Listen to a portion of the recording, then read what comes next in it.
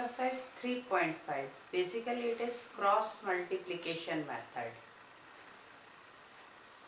Cross multiplication method का formula तो वैसे ये दिया हुआ है, x upon b1 c2 minus b2 c1 is equal to y upon c1 a2 minus c2 a1 and 1 upon a1 b2 minus a2 b1।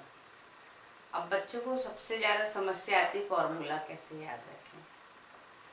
So I am saying कि formula आप याद ही मत रखिए, ठीक है। फॉर्मूला याद रखने की ज़रूरत नहीं है। अब देखिए कि हम इसको बिना फॉर्मूले के कैसे करते हैं। जैसे ये एक क्वेश्चन है, तो इसे हम क्रॉस मल्टीप्लिकेशन मेथड से करेंगे। अब जैसे कि मैंने पहले कहा था कि जब क्वेश्चन आता है कोई भी इक्वेशन, तो सबसे पहले हमें ये देखना है कि इसका सॉल्यूशन आने वाला है भी या नहीं। अगर नहीं आने वाला है तो सॉल्यूशन निकालना ही नहीं। तो जैसे एक्सरसाइज का पहला क्वेश्चन है, पहला क्वेश्चन ये है कि x minus 3y minus 3 is equal to 0, 3x minus 9y minus 2 is equal to 0। अगर मैं यहाँ करके देखूँ इसका कोएफिशिएंट इसका कोएफिशिएंट, तो ये 1/3 आएगा और इसका -1 माइनस 3 माइनस 9 आएगा। यानी ये भी 1/3 है, ये भी 1/3 है, दोनों बराबर है, इक्वल है, और ये इक्वल नहीं है। तो ये पैरेलल लाइंस होंगी। अब पैरेलल लाइंस की तो सॉल्यूशन आ नहीं सकते। तो इस क्वेश्चन को अगर हम किसी भी मेथड से सॉल्व कर ले तो आंसर ही नहीं आना, इसलिए इसे सॉल्व करने का कोई मतलब ही नहीं है। अब ये रहा दूसरा क्वेश्चन। दूसरे क्वेश्चन में हमें दिख रहा है कि हाँ 2/3 अगर हम करते हैं x वाले y वाले, तो ये बराबर नहीं है। बराबर नहीं है मतलब इसका सॉल्यूशन आने वाला है। तो ऐसे ही क्वेश्चन को हम सॉल्व करेंगे। अब कैसे सॉल्व करेंगे? See it is very simple. आपको मैंने कहा फॉर्मूला मत याद रखिए, ठीक है, फॉर्मूला मत याद रखिए। सबसे पहले आप लिख लीजिए x के बाद आप x के ऊपर हाथ रख लीजिए, ठीक। अब इसका क्रॉस कीजिए, दिस माइनस दिस। इसका कोएफिशिएंट 1 है, ये -8 है, तो ये हो गया -8, 1 इंटू -8।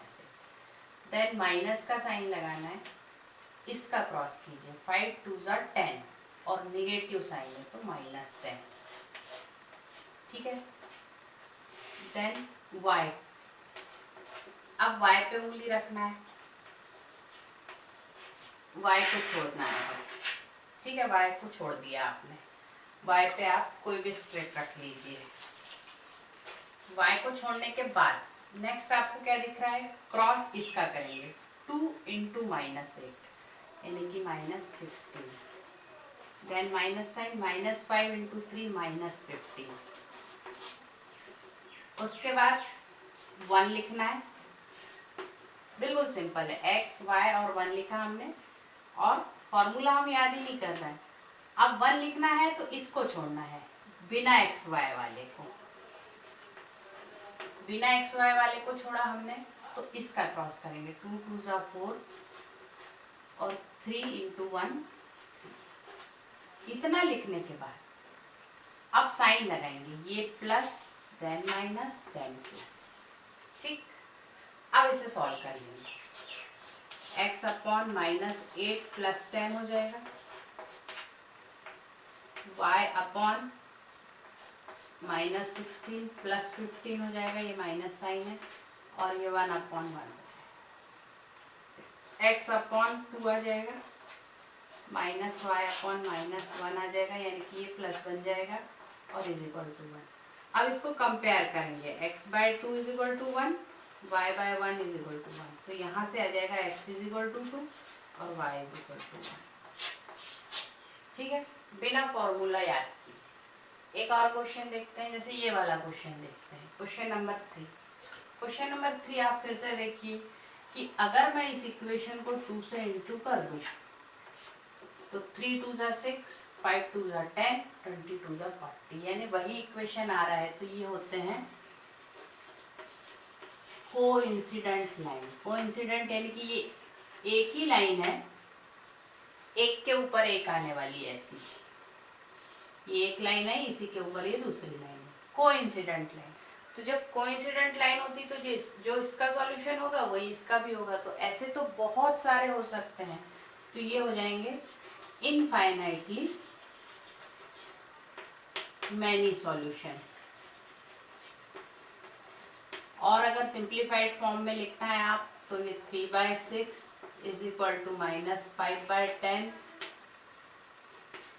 इज इक्वल टू 20/40, सारे इक्वल हैं, इसीलिए ये इनफाइनाइटली मैनी सॉल्यूशन। अब क्वेश्चन नंबर 3 देखते हैं, फोर्थ पार्ट देखते हैं इसका। फोर्थ पार्ट फिर से हम क्रॉस मल्टीप्लिकेशन से ही करेंगे। तो क्रॉस मल्टीप्लिकेशन मैंने जैसे बताया कि फॉर्मूला याद रखने की आपको बिल्कुल ज़रूरत नहीं है। पहले x लिखना है, अपॉन करना है, फिर x वाले को छोड़ देना। ये -3 -15 यानी +45 हो जाएगा, इंटू करेंगे तो फिर माइनस का साइन। अब इसको 7 3 21 -21 माइनस माइनस प्लस हो जाएंगे। फिर y को छोड़ देना, ये वाला पार्ट -15 माइनस माइनस +21, फिर 1 लिखना है, इसको छोड़ देना है। 1 3 -3 एंड 3 3 9, फिर साइन लगाना है प्लस माइनस। अब इसे सॉल्व कर लेंगे। 45 में से 21 माइनस हुए तो आपके बचे 24, यहाँ पर -1, 21 में से 15 गए तो आपके 6 बचे, और यहाँ पर आपका बचा 1/6। अब x/24 इज इक्वल टू 1/6, यानी x is equal to 24/6, that is 4। उसी तरीके से -y/6 is equal to 1/6, so -y is equal to 6/6 यानी कि 1, और ये माइनस है तो y इज इक्वल टू -1 हो जाएगा। ये दोनों के आंसर आ गए। अब इसी एक्सरसाइज का second question, for what value of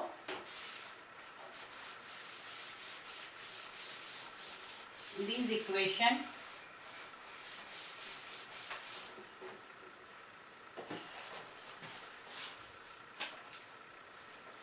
question 2 2x plus 3y is equal to 7, then a minus bx a plus by is equal to 3a plus b minus 2 have infinite number of solutions।